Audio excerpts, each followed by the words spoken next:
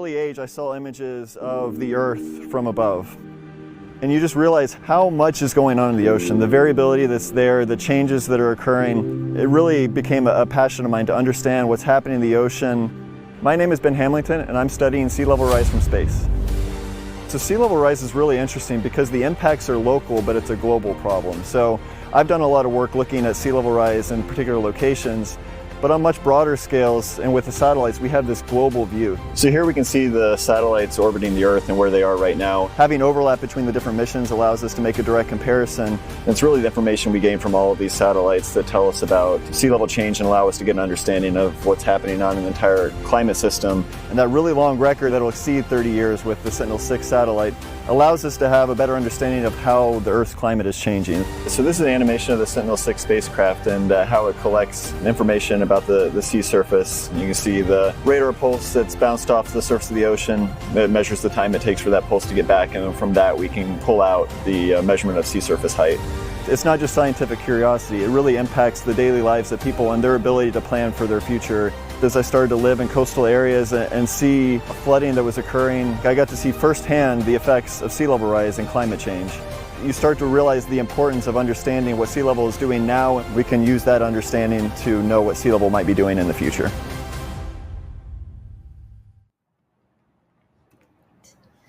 Hi, I'm Raquel Villanueva with NASA's Jet Propulsion Laboratory in Southern California. Now, you may know NASA best for exploring other planets, but we are also keeping a close eye on our own planet Earth. NASA is about to launch the US and European Sentinel-6 Michael Freilich satellite. This satellite aims to collect the most accurate data yet on sea level and how it changes over time. JPL manages the Sentinel-6 Michael Freilich mission for NASA. Ben Hamlington is a research scientist here at JPL who is studying the rate at which the ocean is rising. And he joins us live today to answer your questions. If you have any questions you'd like to ask, you can leave them right here in the comments or post them to social media with the hashtag #SeeingTheSeas. Now, thank you so much for joining us today, Ben. Great, thanks for having me. I'm excited to answer some questions about this great satellite mission. Great, let's get started. So how will you use the data collected from the Sentinel-6 Michael Freilich satellite? So the satellite gives us a measurement of what we call sea surface height. So it measures the height of the ocean from space. And it's actually an incredible measurement that's being made. So from way up on orbit above the ocean, we can get an idea of the height of the sea level to an accuracy of about 1 inch. So it's really an incredible measurement. And what we're able to do with this is really monitor how the ocean is changing on a wide range of timescales.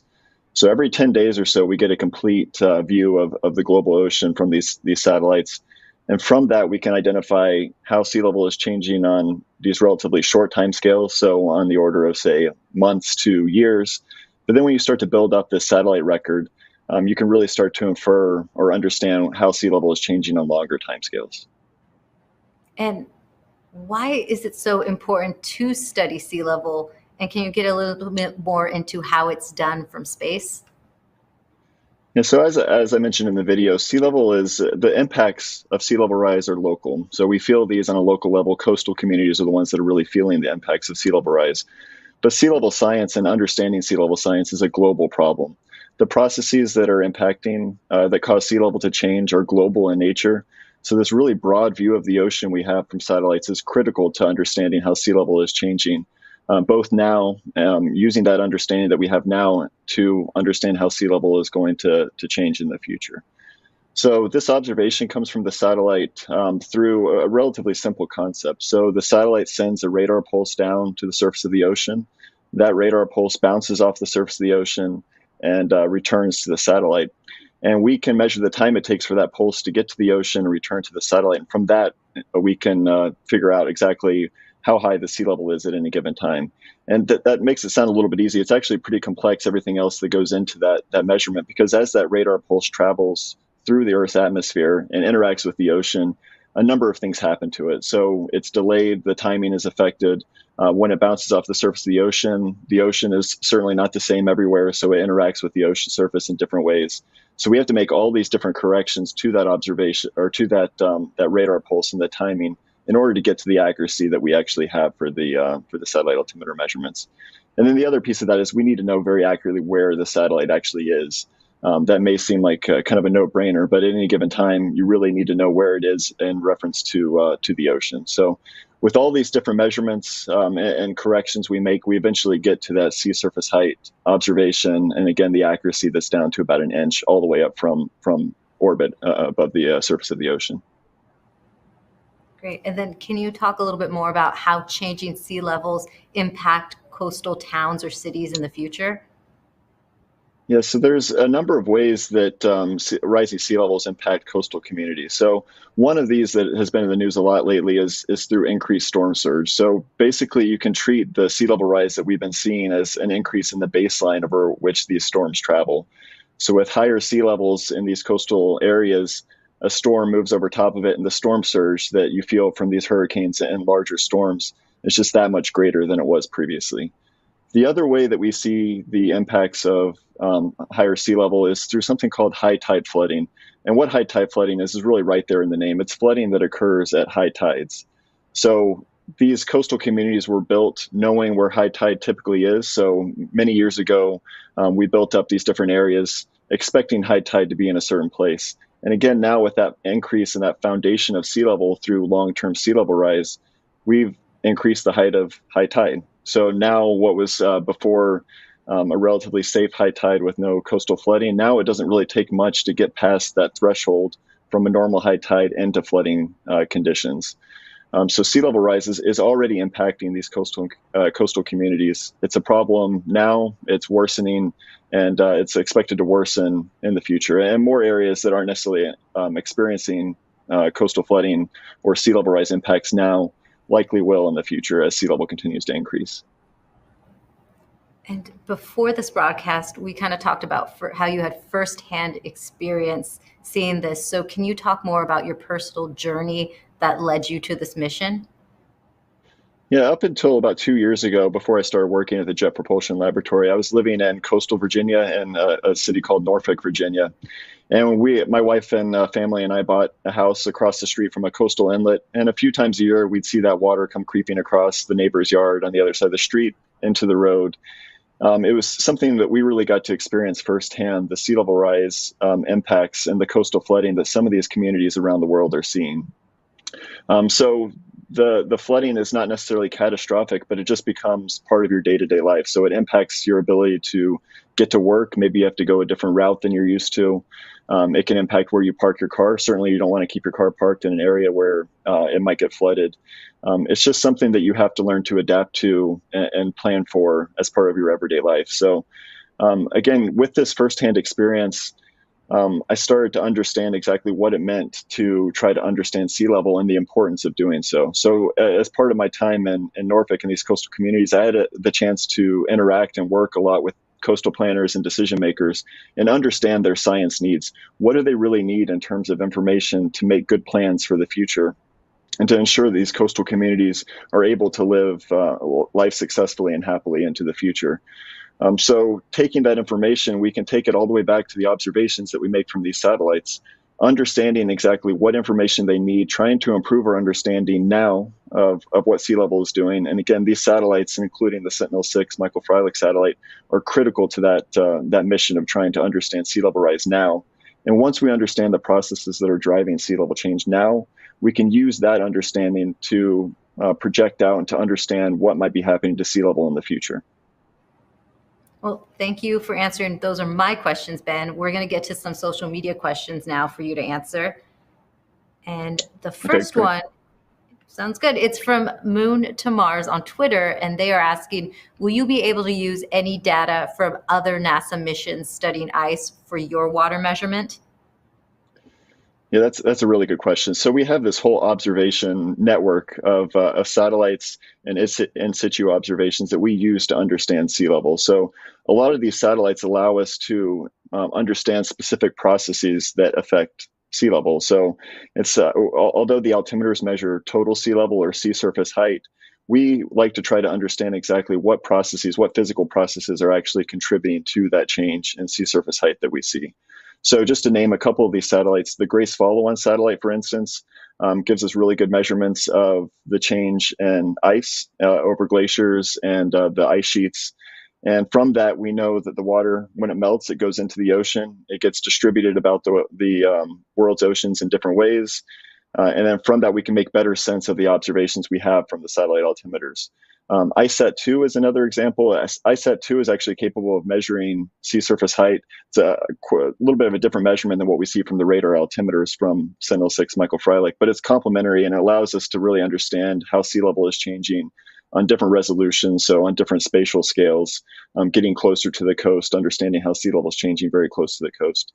And I obviously just named 2 satellites, but there's a whole network of observations that we rely on in addition to our satellite altimeter measurements to really understand what's happening in the ocean and happening in sea level change.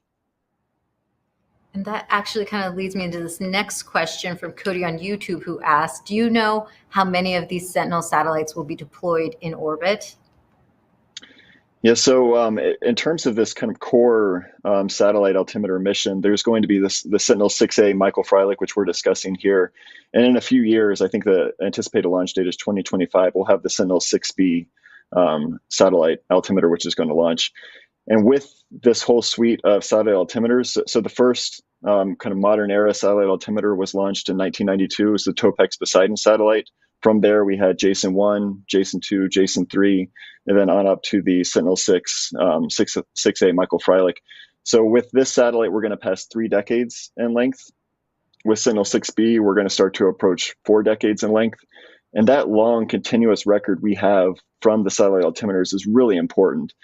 So with that long record, we can start to separate what might be natural oscillations in sea level from what might be the sea level rise associated with global warming or anthropogenic effects. So there's all these different signals that cause sea level to change on shorter timescales. To name a few, one in particular, El Nino is one that many have heard of. So El Nino can cause very large changes in the Pacific Ocean to occur on a year-to-year basis. And we're interested in, and certainly interested in observing that, but we also want to separate that signal, those natural oscillations, from longer-term sea level rise. That's really critical from a planning perspective. We want to know what sea level might be many years into the future. So this long continuous record that we have from the satellite altimetry is really hugely important from a scientific perspective. Again, to answer your question, those are kind of the next 2 in this train of modern altimeters. And how much data, how many years worth of data would you like to see personally come through? I mean, the longer we can keep this record going, the better. I mean, the easier these problems become scientifically. I've done a lot of work myself looking at tide gauges and trying to give context to the satellite record using tide gauges. Tide gauges are very difficult observations to use just because they're so sparse and they're obviously located on land. That's where tide gauges are located. So you get different effects that cause trends at those tide gauge locations. So it's a very difficult comparison to make, but these are active research efforts. And really the whole goal here is to try to understand how sea level has changed over as long a period as possible. So then when we're talking about our satellite record, we can give better context to it and understand the changes we're seeing now and how they differed from changes in the past. Now, if we have a nice long record from the satellite altimetry specifically, then we don't have to rely quite to the same extent on tide gauges and doing these harder studies. We can look directly at the satellite record. It's a very accurate observation. We have really good estimates of how sea level is changing both globally and regionally. And then we can use that again to understand what's happening now and then understand what's happening into the future. So to answer your question, as long as possible, if we could keep this record going, I think it would be a great help scientifically. Thanks. And Robert and Tina on YouTube kind of have a follow-up question for what I asked. Have past sea level records been compared to current ones? Yeah, so I touched on this a little bit. So a very active area of research is comparing tide gauge records to the satellite records. And we see from the satellite records and that comparison to the tide gauges that the rate of sea level rise on global scales has really increased compared to what we have seen over the 20th century. So again, doing that comparison, we really do understand how sea level is the era of sea level rise that we're in now is somewhat unique, at least in terms of the 20th century. There's other research efforts that go further back beyond the beginning of the 20th century. I'm not necessarily an expert on those, so I won't speak to those directly, but there are a lot of different ways that we can take observations of the past and try to give context to what we see during the satellite era. And then Scott on YouTube has a different sort of question. He wants to know, will this same radar technology pick up any animal migration? I'm not aware of it being used for animal migration. Effective spatial resolution of the satellite altimeters is not really useful for that kind of observation, for that kind of very, very fine scale observation. Some of the future altimeters, there's one called the Surface Water and Ocean Topography mission, which is coming up in a few years. That's going to be much higher resolution observations of the ocean. Still not to the point where we'd see animal migration, but yeah, we certainly do try to get as high a resolution observation as possible that allow us to see some of those smaller scale features. And then Dan on YouTube is asking, are you able to measure rising CO2 levels in the ocean? So not with the satellites that we typically have, or the satellite altimeters that we've had over the past few years. So we rely on other complementary observations from other satellites in order to make this make these observations and to understand sea level. The Sentinel 6A Michael Freilich satellite is a little bit different than the past satellites. It is making additional observations, including some observations of the atmosphere. So it is providing additional detail beyond what we had in the other satellite missions. Again, that's a little outside my area of expertise, where I focus predominantly on sea level. Thanks for trying to answer that. And Elizabeth on YouTube is asking, are you looking mostly at coastal sea levels, or are areas far from land also of interest? Yeah, that's a great question. So maybe it goes back to what I said earlier, that the impacts of sea level rise are local and coastal. So obviously we're very concerned about the sea level signal that gets expressed at the coast, how sea level is rising at the actual coast, because that tells us something about how these coastal communities are going to be impacted into the future. But the processes that affect sea level rise are really large scale. A lot of them are very large scale. So again, as an example, El Nino, for instance, that's really a Pacific Ocean basin wide effect that causes sea level rise on very, very large scale. So we really need to have this very big global view of the ocean that these satellites provide in order to understand the processes and how that gets communicated to the coast. So our view of sea level and our study of sea level is really global in nature. And then we do whatever we can to take that global view and that global understanding and translate it to what's actually happening at the coast. Now, Michael on YouTube is asking for a very specific location. Does the satellite data include the Great Lakes? Yes, so we do have some observations over the Great Lakes. I can't necessarily speak to those. I haven't looked at them myself, but the satellites and the altimeters, there is a certain amount of work being done looking at the Great Lakes. Again, as we go forward into some of the future missions, the SWAT mission, for instance, and some of the other future satellites that we're launching, we're going to get much better views of some of these inland water bodies. That's great. And Forza Jersey on YouTube is asking, how long do our coastal cities have to adapt? Yeah, that's an interesting question. I mean, it's somewhat of a case-by-case basis. I mean, for example, Norfolk, where I lived previously, people are still living very happily in Norfolk. I mean, I'm certainly not a doom and gloom representation of life in Norfolk. In these coastal communities, people often live there because they like the water. So it's a matter of trying to understand how to adapt and still successfully live with that water going forward. That being said, the adaptation strategies for a city like Norfolk, for instance, are not going to be the same for other areas. In other areas, you may have to talk about coastal migration, so moving away from the coastline. Migration, moving away from the coastline. It's not a one size fits all answer to that. With the satellites, we actually do get a good view of how sea level rise varies regionally. So again, it's not equal everywhere. Some areas are experiencing sea level rise at faster rates than others. As an example, so in the Western tropical Pacific, some of those low-lying islands, over the past 3 decades, they've seen very high rates of sea level rise. We've measured those with the altimeters.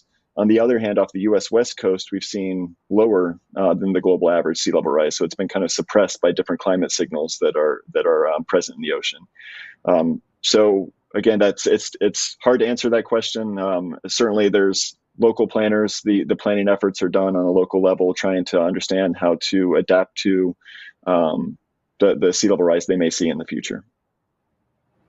Thanks. And then we have a last question here from Ramirez on Facebook, who is asking, will the satellites measure the average or instantaneous values of water height? And can they predict storms and tsunamis?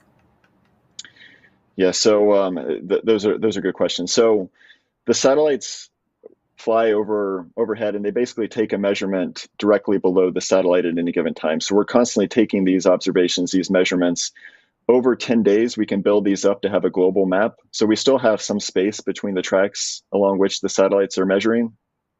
So again, over time, we can build up this measurement. And what we can do is average these observations that are taken at an instant in time, and then try to get an understanding of how the ocean is changing over longer timescales. So there's an important metric that we call global mean sea level. We take all these observations every 10 days, we average them together, and we have a single measurement for the ocean.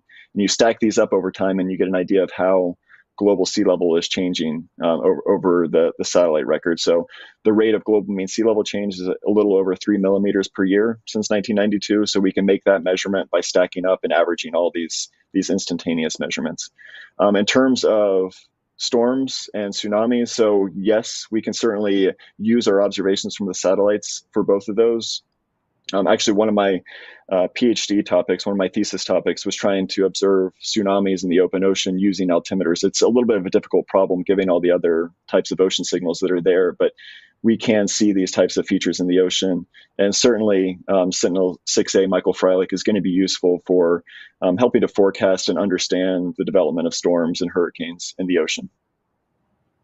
Great. Thank you so much, Ben. That's all the time we have for questions today. And thank you for everyone online who submitted their questions. Thanks for being on the show. Thanks for having me. Of course.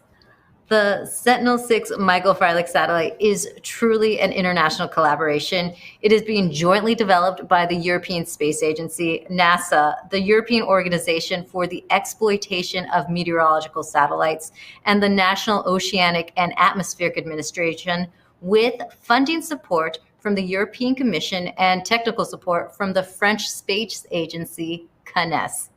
Now, the Sentinel-6 Michael Freilich satellite is scheduled to launch on November 10th. And for the latest on the mission, follow at NASA Earth on Twitter, Facebook, and Instagram. You can watch all the behind the spacecraft video profiles on the NASA 360 YouTube channel. And we will be doing Q&As with Sentinel-6 Michael Freilich satellite team members each Wednesday afternoon. So please follow and subscribe for those notifications. And at NASA Earth Science, your home is our mission. Thanks for watching.